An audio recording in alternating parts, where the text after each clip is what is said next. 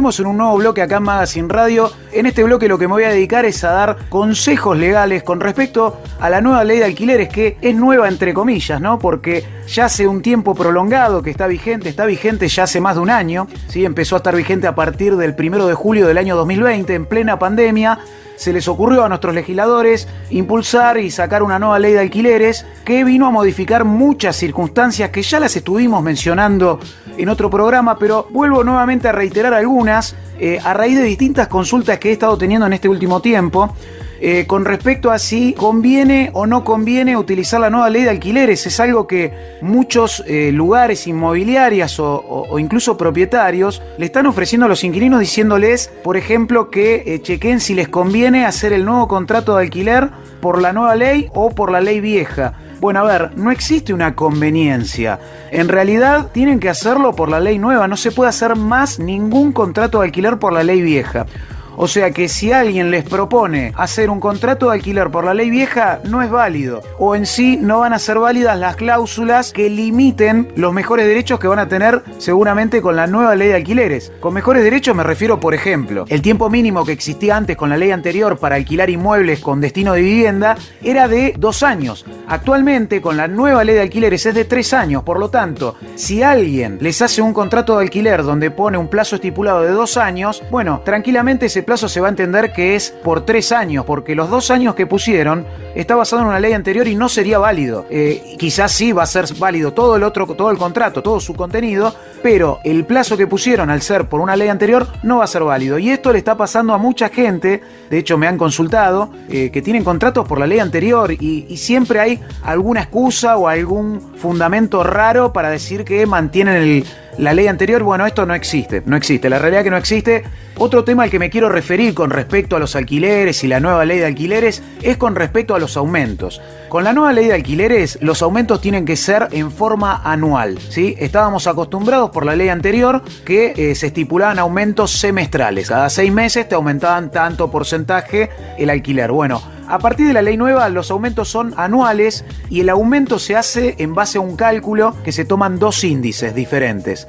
Se hace una fórmula y se aplica ese aumento. Eso es a partir de la nueva ley. Lo que está pasando, ¿sí? Y las consultas que he estado recibiendo, es que tanto propietarios como inmobiliaria le están diciendo al inquilino que se fije cuál es su conveniencia, si quiere hacerlo por la ley nueva o por la ley vieja, porque por la ley vieja le podrían poner un aumento semestral bajito y si lo hicieran por la ley nueva, como los aumentos son anuales y se basan en un índice que no depende de ninguna de las dos partes, quizás le convenga hacer un contrato por la ley vieja. Bueno, aclarar nuevamente que el contrato por la ley vieja no va más, va por la ley nueva. Y si tenemos que hablar de conveniencia, a ver, hace muy poco, se cumplió un año desde que entró en vigencia la ley nueva y tenemos ya estos aumentos por el índice, porque hasta que no se cumpliera el año no sabíamos en cuánto podía llegar a aumentar. Bueno, estos aumentos, a partir de julio o agosto, que estamos actualmente en agosto, han arrojado más o menos un aumento del 44,55% anual. Una tasa importante, sí, un aumento importante, que se están agarrando mucho de esto las inmobiliarias y los propietarios para decir: no lo hagas por la ley nueva, hagámoslo por la ley vieja y yo te pongo aumentos semestrales del 10%, del 15% y vas a tener un aumento anual del 30%. Bueno, esto es un poco engañoso por varias cuestiones. Primero, que si ponen un aumento semestral del 10 o el 15%, es cierto, va a dar un 30% anual, pero ya te lo están cobrando antes de cumplir el año el aumento. En cambio, con la ley nueva, el 44% lo empezás a pagar recién después de los 12 meses. Entonces no vas a tener desde el 6º mes aumentos escalonados, que igualmente no corresponderían, pero bueno, aclarar porque esto se está ofreciendo mucho y no corresponde. Otra cuestión también importante es el tema del depósito. Acá hubo una modificación importante con respecto al depósito que una persona dejaba para alquilar, que con la ley anterior se solía estipular en los contratos que al momento de retirarse del inmueble se les iba a devolver el depósito una vez transcurrido 30 o 60 días en la que el propietario pudiera corroborar que el inmueble estaba en tal condición. Bueno, esto se eliminó de manera completa con la nueva ley de alquileres. El depósito al momento de finalizar el contrato se tiene que devolver el mismo día que se entregan las llaves, ¿sí? Esto para bien o para mal, quizás es un poco cuestionable, ¿sí? Porque el propietario es cierto que al devolver las llaves quizás encuentre algo después o alguna cosa rota que no la vio en el momento, y ya devolvió el depósito y después para cobrar eso se le va a complicar más. Pero bueno, la nueva ley es así y hay que devolver el depósito, y con otra particularidad, que hay que devolver el depósito a valores actuales, ¿sí? Si dejaron un depósito al momento de firmar el contrato, vamos a suponer, de 20.000 pesos, y el valor del alquiler aumentó, hay que pagarlo a valor actualizado al día de la fecha. Esta era otra de las cuestiones y quejas que tenían los inquilinos, de que pagaban un depósito y después cuando se lo devolvían, con los periodos inflacionarios que tenemos en Argentina, estaba totalmente desfasado. No era la misma plata, no valía lo mismo de lo que le costó al inquilino conseguir ese depósito. Así que hoy por hoy, con la nueva ley de alquileres, el depósito hay que devolverlo a valores actualizados. Así que esto es un palo más o una cosa más que tiene encima el propietario. Otro punto crucial que ha entrado en juego y en discusión con respecto a la nueva ley de alquileres, y basándome también en las consultas que voy recibiendo, es con respecto a las expensas extraordinarias, sobre todo para la gente que alquila departamentos. Ya con la anterior ley ya había una discusión en si quién tiene que pagarlas y quién no, y había muchísima jurisprudencia que decía que las extraordinarias las tiene que pagar el propietario, que es el que se beneficia por ser el tenedor del inmueble y ser el dueño y el propietario, ¿no? Justamente del inmueble, y que se podía pautar con respecto a las ordinarias. Ahí sí, las expensas extraordinarias sí las tenía que pagar el inquilino si se pautaba eso en el contrato de locación. Bueno, con la nueva ley de alquileres quedó más que claro. Las ordinarias pueden, como se venía haciendo antes, pautarse o pactarse entre inquilino y propietario, pero las extraordinarias le corresponde al propietario. Y acá viene un problema que quizás va a entrar en debate y que ya está en debate, que es que la nueva ley prohíbe que se le imponga al inquilino cualquier tipo de deuda o servicio que grave el inmueble. En estos casos resulta claro que, por ejemplo, a nivel provincial, el impuesto de ARBA que grava el inmueble lo tiene que pagar el propietario, no lo va a pagar el inquilino, porque el inquilino quizás está 3 años, se va del inmueble y la propiedad le queda siempre al propietario.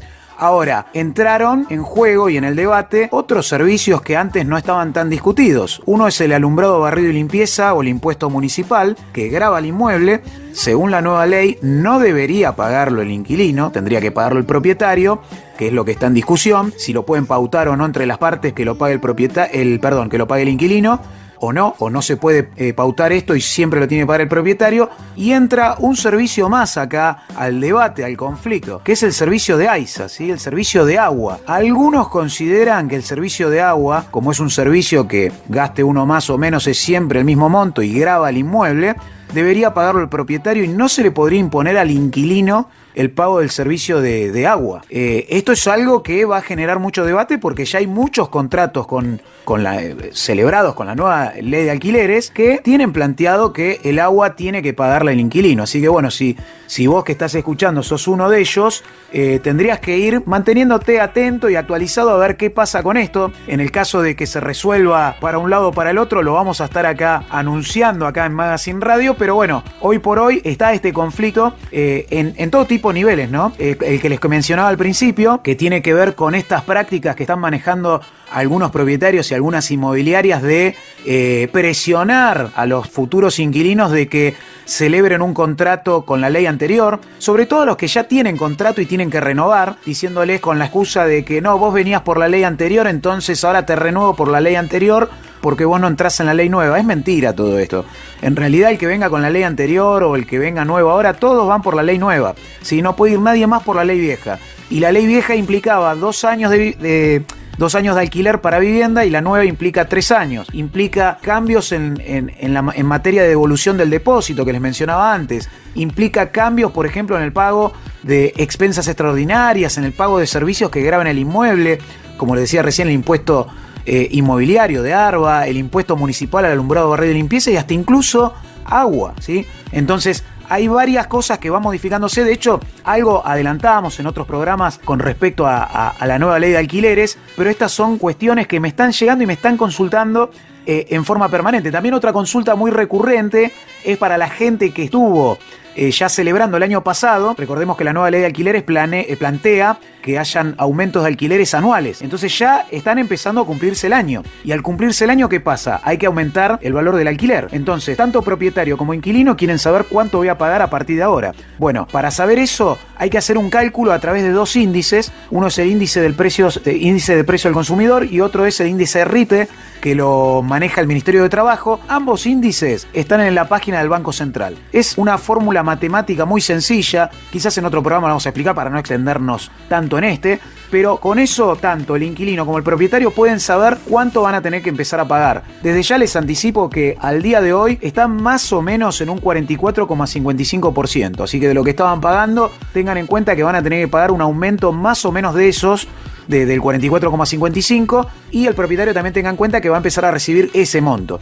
Después, obviamente, al año que viene se irá modificando y habrá que sacar cada año, depende cada uno cuando haya celebrado el contrato, va a ser distinta fecha, y van a tener que sacar este índice. Por eso, esta es la nueva modalidad que tenemos ya desde el 1 de julio del año 2020 con respecto a la nueva ley de alquileres, y quería destacarlo acá porque son preguntas bastante recurrentes que están llegando, y bueno, quería aclararlas para que no haya más problemas con esto, y que en el caso de que les planteen hacer un nuevo contrato o renovar el que tienen, recuerden que tiene que ser por la ley nueva, y en el caso de que haya alguien que esté escuchando y a pesar de todo esto le hayan hecho un contrato por la ley vieja, una de las formas de modificar eso sería mandar una carta documento al propietario, a la inmobiliaria, diciéndoles que con respecto al contrato que firmaron por ley vieja corresponde que se aplique la ley nueva, y cuestionar las cláusulas que estén en contraposición con la ley nueva, como por ejemplo si le pusieron una cláusula que el contrato va a durar 2 años, bueno, le ponen una carta documento diciéndole que esa cláusula es nula y que el contrato va a durar por 3 años. Otro dato que no me quiero olvidar y que es materia de consulta también es con respecto a registrar el contrato en AFIP. En marzo de este año se reglamentó un artículo de la ley nueva de contrato de alquileres que lo que hace es justamente establecer que todos los contratos de alquiler se tienen que registrar en AFIP, y en el caso de que no se haga se va a imponer una multa al propietario por no hacerlo. Bueno, esto ha generado muchísima controversia y dudas, ¿sí? Sobre todo porque un gran porcentaje de propietarios no lo está haciendo, tenemos otro que sí, y quieren saber qué pasa, ¿no? Bueno, en principio lo primero que va a pasar es que se le va a aplicar una multa, en el caso de que AFIP los detecte por no haberlo registrado como corresponde y como ordena la nueva ley de alquileres que se reglamentó justamente en marzo de este año.